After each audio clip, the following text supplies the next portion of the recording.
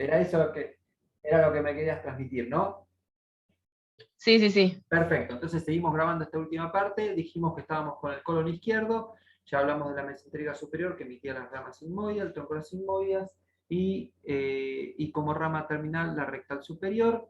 Habíamos dicho que había una cólica izquierda que da rama ascendente y una descendente con las anastomosis correspondientes, y cuando existe esta arteria cólica media que es accesoria, inconstante, es como que se superpondría aquí. Entonces, la rama derecha se anastomosa con la izquierda de la cólica media y la rama izquierda se anastomosaría con la rama ascendente de la cólica izquierda. Bien, este arco que se forma o bien con la accesoria o bien con la anastomosis de la izquierda con la rama ascendente de la cólica izquierda, a este arco se le llama arco marginal del colon transverso. Bien, eso ténganlo presente. Porque por ahí te dicen, ¿cómo se constituye el arco marginal del colon transverso? Bueno, si está acá, si te mencionan las opciones, la arteria cólica media accesoria, rama derecha con la izquierda, esa sería nuestra correcta. Ahora, si no existe ninguna opción con la arteria cólica media accesoria, va a ser la rama ascendente de la cólica izquierda con la rama izquierda de la cólica media. ¿Estamos de acuerdo? Y no se confundan arteria cólica media, rama de la mesentérica superior, con arteria cólica media accesoria, que es dependiente de la arteria mesentérica inferior. ¿Estamos de acuerdo? ¿Sí? ¿Sí o Sí, no? sí. Bueno, hasta acá tenemos que cómo está irrigado todo el colon hasta el tercio superior del recto. ¿Bien? Y antes de irme a la última porción, a las dos últimas porciones del colon, el colon está dividido en tres segmentos, tercio superior, tercio medio y tercio inferior. Antes de irme a esta irrigación, quiero comentarles, cuando uno le pregunta cuál es la rama terminal de la arteria mesentérica superior, se tiene que responder arteria iliocólica. ¿Cuál es la rama terminal de la arteria mesentérica inferior? Arteria rectal superior o hemorroidal superior. ¿Estamos? Eso tenganlo presente. Y otra cosa que les quiero decir, recuerden que la aorta abdominal ¿cuáles son las ramas terminales? La arteria ilíaca derecha y la arteria ilíaca izquierda, y hay una arteria que se llama ilíaca sacra media. O sea que en vez de ser una bifurcación, es una trifurcación las ramas de la aorta abdominal. ¿Bien? El 90% de las veces, si ustedes me contestan arteria ilíaca derecha e izquierda, no, y no me contestan la sacra media, medio como que sería medio malo si les digo que está totalmente mal. Pero bueno, porque la verdad la cultura general habla de eso.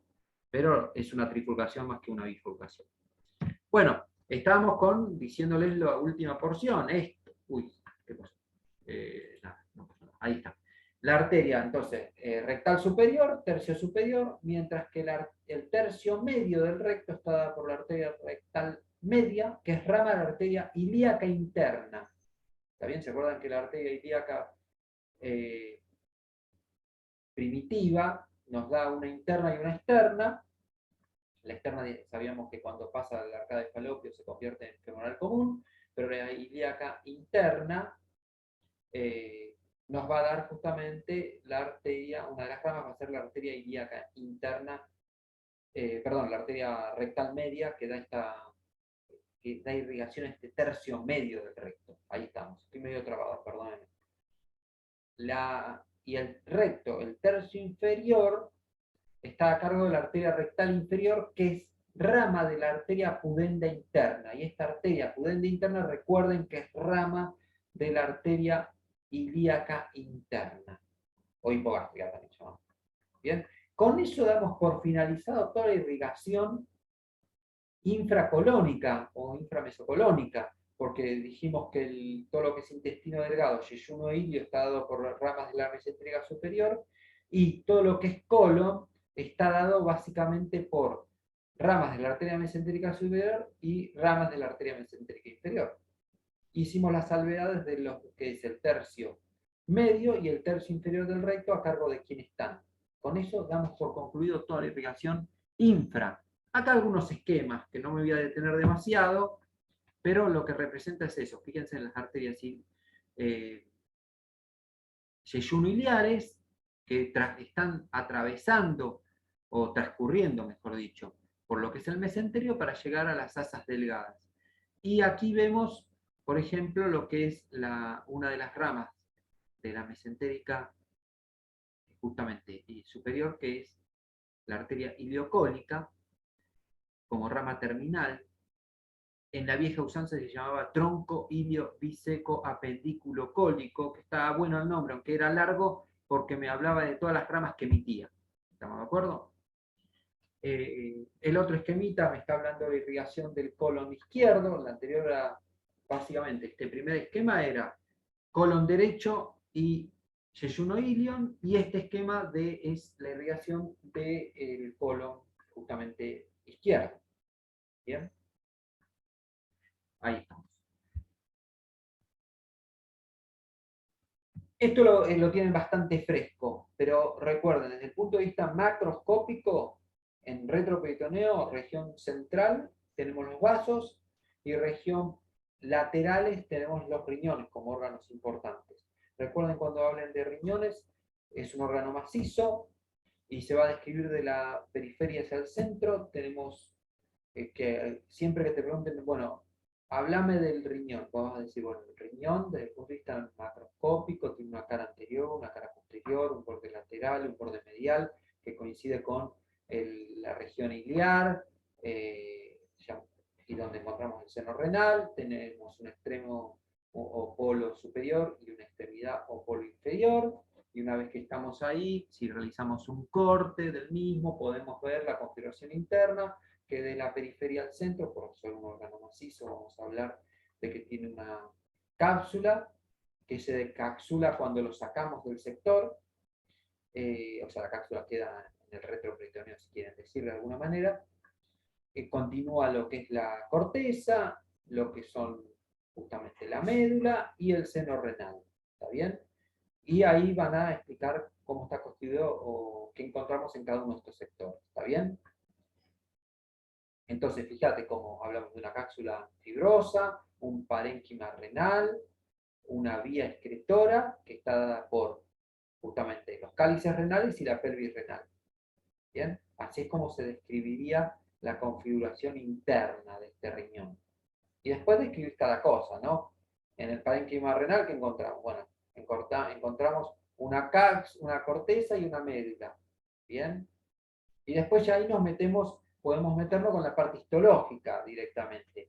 ¿Qué encontramos primero, de qué clase de tejido es la cápsula fibrosa, cómo está constituido el parénquima renal, con su corteza y su médula, cómo está constituida la vía excretora, o sea, los cálices, cuáles son, cuántos son, cómo se clasifican, etcétera, etcétera, y la pelvis renal, y después que se continúa con los uréteres.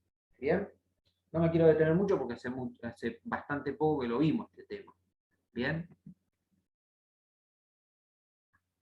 Bueno, no me quiero meter, pero les cuento que el parénquima renal tiene una corteza renal que está dado por los córpulos renales, túbulos contorneados, las columnas renales o de Bertin. La médula está dada por las pirámides renales de Malpighi, también llamadas antiguamente, o pirámides renales a seca. Las papilas renales tienen una zona interna y una zona externa, que en histología describen bien qué hay en cada una de ellas. ¿Bien? La vía excretora, con sus cálices menores, que son de 3 a 5, que drenan en los mayores, y los mayores son de 3 a 5 también, y se dividen en superior, medio e inferior, y estos drenan en lo que sería la pelvis renal, que se encuentra en el seno renal, que recuerden que no solamente tenemos lo que es la pelvis renal o bacinete de la vieja terminología, sino que también tenemos inmerso en este tejido graso los vasos, tanto arterias como venas, que ingresan o egresan de este órgano. ¿Bien? ¿Sí o no? Sí, sí. Perfecto, ya vamos terminando, y del último tema que vamos a repasar es justamente órganos genitales femeninos y masculinos. Recuerden la clasificación en interno y externo, lo piden tanto para femenino como para masculino. Vieron que se dio bastante, sobre todo a nivel, diríamos, histológico. Anatómico, quédense con la generalidad que fuimos dando. Al final no se hizo un video en la plataforma y no está subido de lo que son justamente órganos reproductores femeninos ni masculinos, pero sí se dio desde el punto de vista histológico. Y como ya tenía un approach, diríamos, cuando Efraín, estoy hablando propiamente dicho, hablaba de los órganos, él ya dio una cuestión macroscópica, se consideró que ya con eso la parte anatómica estaría bien, más alguna duda que a ustedes se les surgiera y que íbamos disipando en los foros. En el caso de nuestro caso, en nuestro foro, básicamente como les di un poco de práctico, calculo que estarán un poco más orientados con el tema. Bien. No se olviden en clasificarlos en interno y externo. En el sexo femenino es bastante sencillo, porque sabemos que los órganos externos están representados por monte de Venus, por labios mayores, labios menores, lo que sería el himen. Previo a esto está el introito vaginal. Habíamos dicho que nosotros encontramos también lo que era el clítoris con su capuchón. Hacia posterior encontramos lo que es, el clítoris está acá, hacia posterior encontramos lo que es el meato urinario a través de, que se correspondería con el orificio de salida de la uretra. Bien, ténganlo presente. Recuerden que el clítoris tiene distintas formas, ya esto lo habló Efraín en alguna charla, tiene distintas formas, está perforado indudablemente. Cuando el himen está imperforado es patológico, habitualmente se detecta antes de la menarca, o sea, antes de la primera menstruación, pero si no se detectaría, bueno, se empieza a veces en algunos sectores de la Argentina y del mundo también, se va a detectar por la falta de la menarca, por algunos dolores tipo menstruales, pero no hay menarca, entonces llegan al ginecólogo o al pediatra y se detecta que tiene un himen del tipo imperforado. ¿Por qué pasa estas cosas? Les cuento rápidamente y seguimos con el repaso. Pasa porque indudablemente que en pediatría, bueno, se revisa en pediatría los genitales tanto en masculino como en femenino, pero es un área que muchos pediatras y el ginecólogo indudablemente no lo explora mucho porque, bueno, por la cuestión de no sé muy bien por qué no lo exploran, deberían analizarlo. Total, si vos mientras no coloques espéculo y no hagas ninguna maniobra extraña, no te deberías producir la defloración del pediátrico, de la pediátrica en este caso. Entonces habría que explorarlo, y a veces como entonces una zona que si bien se habla, se puede hablar, se controla todo, no hay una realización física en este sector. Entonces si vos observás, haces una observación de lo que es genitales externos, haciendo una apertura manual, sin ninguna tracción, ninguna cosa extraña, y ves que hay un himen imperforado, indudablemente que hay que estudiarla y ver, y termina siendo quirúrgico cuando llega la menarca, indudablemente, porque esa sangre no puede ser exteriorizada, ¿no? Bueno, es un detallecito que me fui ya más a lo patológico. Clasificación de órganos externos, ya los mencionamos. Clasificación de órganos internos, recordemos que tenemos la vagina, que tenemos el útero, hay que recordar bien las porciones que tiene este útero, su cuello, también llamado matriz, su cuerpo y su fondo, que vista lateralmente se continúa, hay tres dependencias en el borde externo, que la dependencia posterior sería el ligamento útero-ovárico, que comunica el útero con el ovario, y tenemos una dependencia media que es la trompa de falopio con sus distintas porciones, y una dependencia anterior en el borde lateral del útero que corresponde al ligamento redondo, que va a tener comunicación hacia lo que sería el monte de Venus y labios mayores. Bien, recuerden que hay, cómo está constituido desde el punto de vista macroscópico, pero también histológico, lo que sería el endometrio, miometrio y perimetrio, que surge, el endometrio sufre cambios cíclicos, a lo mismo que ocurre a nivel de lo que es el fondo y lo que es el cuerpo uterino, ocurre a nivel cervical. Indudablemente que el moco cervical, un par de días antes de lo que sería el día 14, se va a fluidificar, permitir el ascenso de los espermatozoides. Mientras tanto, ese moco va a estar un poco más espeso, cosa de que no ingresen sobre todo gérmenes, por lo que habíamos comentado, que el órgano reproductor femenino tiene una comunicación directa entre el exterior y pasando por lo que se vagina, el útero, trompa, y puede caer directamente a la cavidad peritoneal. Bien, eso tenganlo presente, y después ya pasa por una cuestión más histológica de cómo está constituida cada uno de estos órganos, tanto internos como los externos. Bien, las características, pero más que eso no se les va a pedir. Acá están bien los objetivos. Fíjense que son sencillos en cuanto a lo que es anatómico. Por eso es que ya están abordados directa o indirectamente a través de un poco de lo que son las imágenes que hemos descrito en anatomía radiológica y también desde el punto de vista histológico. Entonces nos pareció que no tenía mucho sentido hacer un video quizás anatómico, porque ya estaba abordado el tema. Y en base a estos objetivos, que enumerar los órganos que constituyen el aparato genital femenino, describiéndolos en internos y externos, ubicar y reconocer la vulva, vagina, trompa y ovario, ubicar y describir el útero, describir las estructuras de las glándulas mamarias, esto ya lo abordó, es más histológico que otra cosa, definir pelvis, bueno, mencionar su contenido.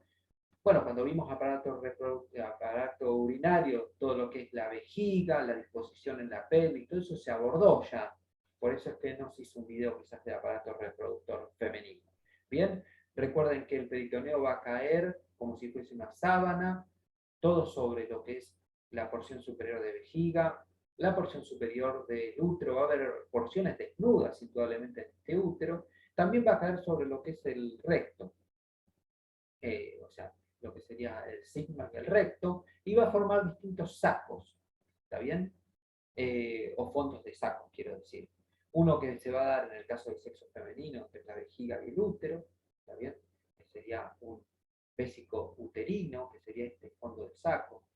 Y este que es más declive cuando la persona está parada, que es el fondo de saco de Douglas, o directamente recto uterino. ¿Está bien? Si no le queremos decir Douglas, se llama recto uterino. Que es el fondo de saco que, como es más declive, nosotros lo vamos a ver justamente que va a tener una cantidad de líquido habitualmente y que va a variar esa cantidad de líquido también con el ciclo, con la etapa del ciclo donde estemos haciendo. Nosotros cuando hacemos una ecografía de tipo ginecológica, transabdominal o transvaginal, nosotros analizamos el fondo de saco de Douglas, el fondo de saco recto uterino, y vemos la cantidad de líquido que tiene. Habitualmente tiene un poquito de líquido, y sobre todo si estamos muy cercanos al día de la ovulación, o posterior al mismo, se encuentra un poquito, pero es un líquido tipo laminar. Ahora, cuando nosotros vemos que hay un líquido con abundancia, estamos pensando que ese líquido, ¿qué puede ser? Puede ser pus, puede ser líquido propiamente dicho, será sérico, puede ser sanguinoliento, bueno, puede ser distintas clases, puede ser pus. Bueno, a veces también cuando hay mucho líquido acá se puede hacer una punción transvaginal, que obtenemos muestra de este fondo de saco y vemos qué es ese líquido, si es pus, sangre, etcétera, etcétera, etcétera. Sin llegar primero a hacer una intervención laparoscópica, explorativa, a ver de dónde proviene. Bueno, si nosotros vemos que acá hay alguna formación en el ovario o hay una formación de diríamos, un embarazo ectópico que eclosionó indudablemente o rompió la pared de la trompa uterina, indudablemente que va a haber un montón de líquido y es justamente una urgencia quirúrgica, ginecológica. Es una de las intervenciones quirúrgicas, ginecológicas de urgencia que hay que realizar ante un ectópico. Bueno, más allá de eso sería lo que les quiero transmitir en cuanto a genitales externos e internos. Básicamente eso. Después todo lo otro está abordado directa o indirectamente en los videos de Efraín. ¿Alguna duda hasta acá? No. Pasamos entonces, bueno, acá una fotito más que ya la vimos el otro día, para que tengan en cuenta que cuando cae esa sábana, que es el epiplón, va a revestir, como les decía, esto es anterior y esto es posterior, va a revestir la vejiga, va a revestir el útero, pero también las dependencias que yo les mencionaba. Fíjense, en el borde externo del útero había 3 dependencias, una anterior que es ligamento redondo, uno que es media, que es la trompa de falopio, y una posterior que es el ligamento útero ovárico. Este es el ovario y ahí está.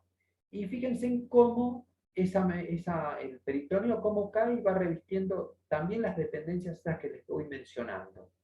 ¿Bien? Y acá tenemos el fondo de saco, fíjense. Recto, uterino. Y el fondo de saco acá, vésico, uterino. ¿Bien? Ahí estamos. Muy bien. En cuanto a lo que es masculino, bueno, enumerar los órganos y describirlos entre internos y externos es un poco más complicado, pero tengan presente que se puede considerar que todo lo que esté dentro de la bolsa escrotal es interno, indudablemente, porque la bolsa escrotal se forma por, diríamos, la proyección de todas las paredes o de las capas que forman la pared del abdomen, en cierta manera. ¿Estamos de acuerdo? Lo único que podemos decir como órgano externo, podríamos decir que está constituido por lo que es el pene, el órgano del pene. ¿Está bien?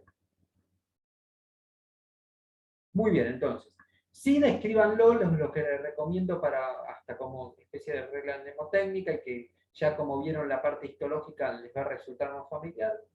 Cuando uno describe cómo está constituido el aparato reproductor masculino, descríbanlo como el recorrido que realizaría un espermatozoide. O sea, se genera en el testículo, pasa por lo que es el conducto ependimario, después pasa por lo que es el conducto deferente, recolecta secreciones de las vesículas seminales, de ahí ingresa a la próstata y drena a nivel de la uretra prostática, y ahí describen las distintas porciones de la uretra prostática hasta que es exteriorizado ese semen. Recuerden que el semen está constituido no solamente por los espermatozoides, sino que por secreciones de las glándulas seminales y de la próstata.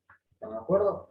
Que hay como la gran diferencia con respecto al aparato reproductor femenino. En el caso del hombre, comparte parte del aparato urinario con el reproductor, por lo cual necesitamos que haya una secreción de unas glándulas que están en el piso de la pelvis, que se llaman las glándulas vulvouretrales, que hacen como un acondicionamiento del medio para cuando tenga que transcurrir lo que sería el semen, no lesione a lo que va llevando ese semen, que en última instancia es los espermatozoides. Recuerden que en el fluido seminal tiene ciertos constituyentes que le permiten nutrirse esos espermatozoides y llegar lo más óptimo posible para lo que la naturaleza quiere, que es justamente la fecundación de ese huevo, de ese óvulo, o ovocito en estadio 2 en realidad. Bien, eso tenganlo presente. Tengan presente la disposición anatómica que adoptan lo que es los uréteres con respecto a lo que es la vejiga y qué relación adopta lo que es el conducto, justamente los conductos deferentes con respecto al uréter. Fíjense la relación que adoptan. ¿Bien? Embriológicamente se dice que las glándulas vesiculosas o vesículas seminales son como un enrollamiento del conducto deferente y que embriológicamente adoptan una función de secreción justamente de fluido seminal. ¿Bien?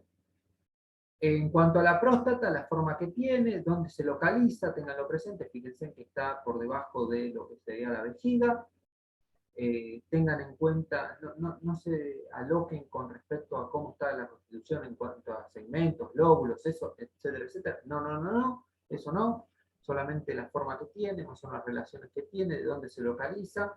Y después, en cuanto a lo que es el pene, tener en cuenta cómo está constituido, en un corte transversal. Siempre me acuerdo una anécdota, venía una alumna,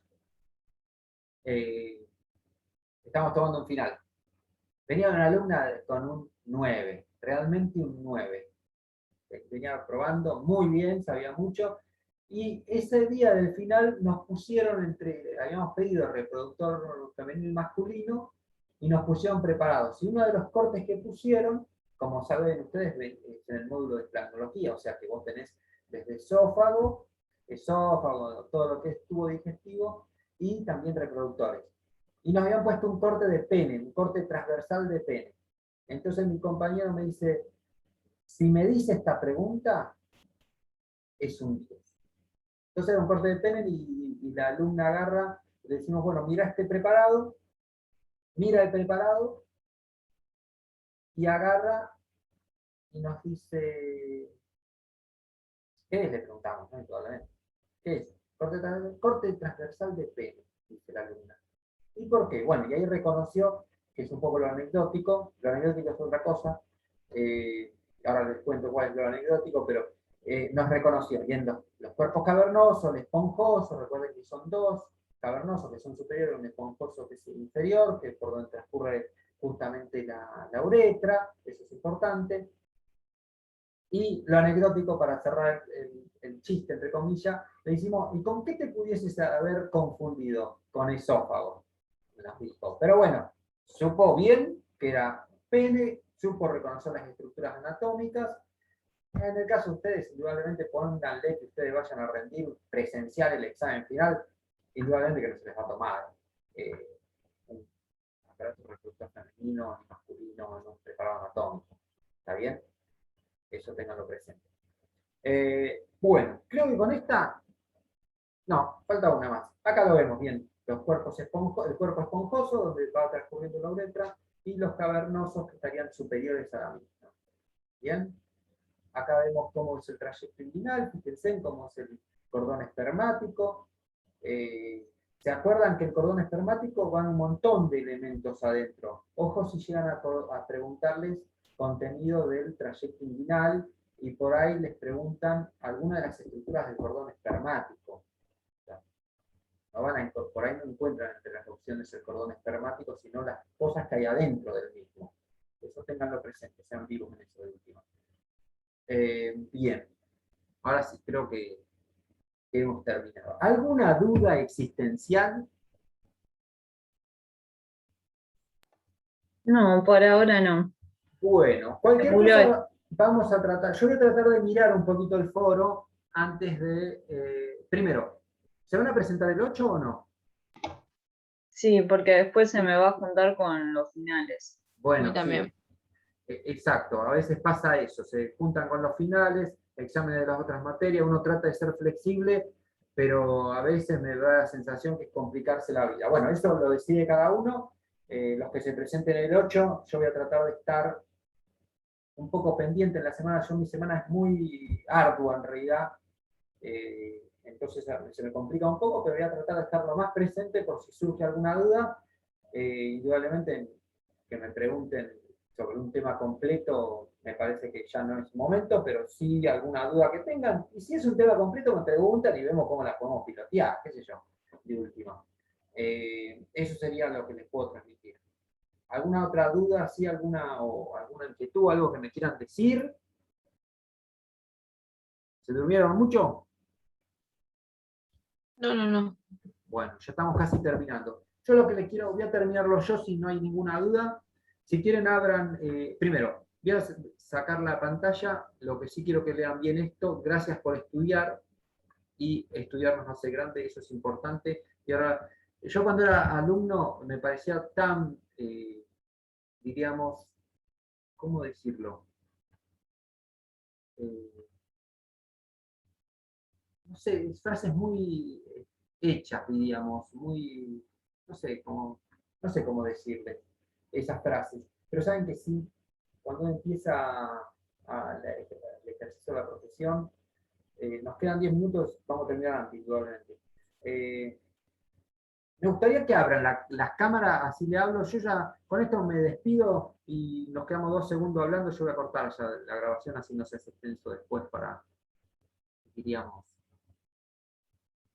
ver cómo es esto. Saben que no sé cómo apagar esto. Bueno, no importa. La idea es que estudien, porque nos hace grande. ¿Estamos de acuerdo? Cuanto más estudien, les va a resultar que... o sea, la idea nuestra, indudablemente como alumnos, porque yo también soy alumno en otras cosas. Todos somos alumnos y seguimos siendo alumnos, y más en carreras de salud. Lamentablemente eso, y ya te digo, yo tengo contacto con abogados, tengo contacto con otras especialidades, y todos realmente, si bien los abogados son sutiles y me dicen, mirá, Diego, la verdad que lo que estudian ustedes, nosotros no lo estudiamos. Sí, un poco cuando cambian los fallos, cuando cambian esto, cuando una resolución, sí tenemos que estudiar, pero no estudiamos tanto como ustedes. Pero bueno, en el ámbito de salud, sobre todo, y por todo el peso que tenemos, estudiamos siempre. Y lo que les quiero transmitir es que hay que estudiar, y como alumno, uno estudia para aprobar el examen. Y es lo más importante para no frenarse, porque a veces, por no agarrar un apunte, por no agarrar una cuestión, una u otra cosa, y irse por ahí, a mí me pasó en primer año de la anatomía, son 200 hojas de hueso. Y primer parcial de anatomía no son solamente los huesos, son un montón de cosas más que eso. Entonces te las veías muy oscuras cuando tenías que rendir el primer parcial de anatomía. Por ejemplo, les digo lo que me pasó a mí. Entonces, ya para el segundo parcial aprendí que había que leer un apunte y después volcarse a las dudas en el libro. Realmente es así. Porque no eran los libros que tenemos ahora que son manuales, eran tratados cuando yo estudié. Entonces eran libros así. ¿Está bien? Entonces, a veces como alumno tenemos que ver de aprobar, pero también llevarnos cosas, porque si no, al final de la carrera, o cuando tenemos que repasar cosas, o para ejercer, es empezar de cero. Y empezar de cero a veces es muy difícil. Le digo porque yo tengo experiencias de haber estudiado muy bien y cuando me he recibido hay cosas que las sé bien así y otras cosas que me quedaron en el tintero, que no las estudié tan bien y tenés que empezar de cero. Y empezar de cero significa vos estás haciendo una especialidad o un curso superior de neuro, un curso superior de esto, y vos tenés que estar estudiando la explicación del cerebro. O tenés que estar estudiando la farmacología básica, farmacocinética y farmacodinámica, que te lo dieron en el tercer año de la carrera. Y por no estudiarla bien, no te la acordás y tenés que estudiarla de cero. Entonces, eso es lo que les quiero decir. Los estudiantes estudiar nos hace grandes. Sabemos todos que es difícil, que sigue la misma de siempre. Cuando uno es profesional y tenés un trabajo casi de empleado, pero el que no tiene estudio tiene los puestos más bajos y no tiene posibilidad de crecer. Y a los 45 o 50 años, si te echaron, no tenés entrada en otro lado. En cambio, un profesional, o puedes tener 50 años, si perdiste ese trabajo, tenés el título y puedes seguir avanzando. Esa es la gran anécdota y la gran cosa que uno tiene que tener en cuenta cuando estudia. Ya no es lo de antes, estudiar. ¿Está bien? Ya no es que decir, me paro para toda la cosecha, no. Te pueden echar a los 50 años, pero vos tenés el título en la mano, mientras que al que echaron, que tenía un terciario o un secundario nomás, con 50 años, no, por ahí no consiguen más laburo y tiene que salir a trabajar de vendedor ambulante, como veo muchos casos. Yo estoy dentro de la policía y yo veo muchos casos de gente que está trabajando o que se quedó sin trabajo y salió, bueno, otra cosa de mentir, pero no importa. Pero es porque no tiene otra manera de trabajar. No hay trabajo para el tipo que terminó un secundario. Si no tenés terciario universitario, no te agarra nadie. Bien. Ténganlo presente eso, chicos. Bueno, no los molesto más. Esta es la parte que a mí me la hicieron cuando yo estaba con su edad y yo no lo entendía. ¿Está bien? Ahora yo trato de transmitir lo mismo, pero bueno, la idea es así. Bueno, gente, nos vemos por el foro, dentro de un ratito nos volvemos a conectar dentro de 3 minutos. Tomen un cafecito. Les agradezco mucho que hayan estado. Mucho, mucho.